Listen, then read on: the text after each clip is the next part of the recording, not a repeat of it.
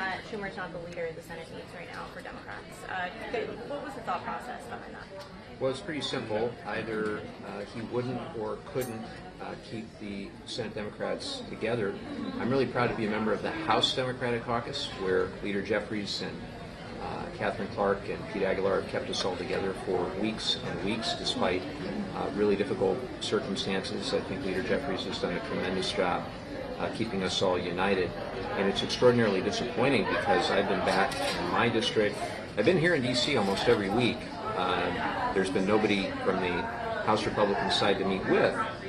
But what has been so clear to me is how this has hurt so many of my constituents, particularly as they get their health care bills for 2026. I had one constituent, a 62-year-old retired teacher, who told me that he had to take earlier, he was considering taking early Social Security at 62 to pay for the $700 in extra health care premiums he's going to have to pay every month.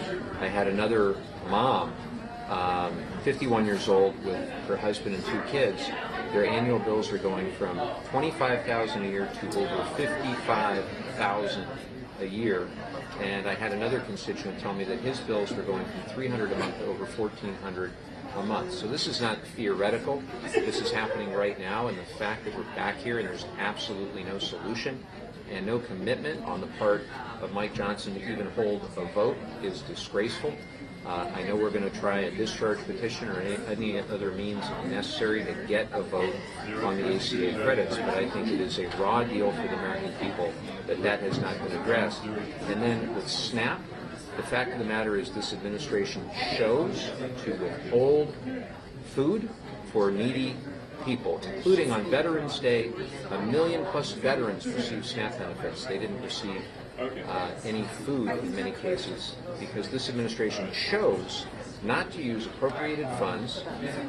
There was $3 billion appropriated in each of the last 2 fiscal years for emergencies just like this. And to the extent there was a crisis over food, it is one that they created. It is one that they created.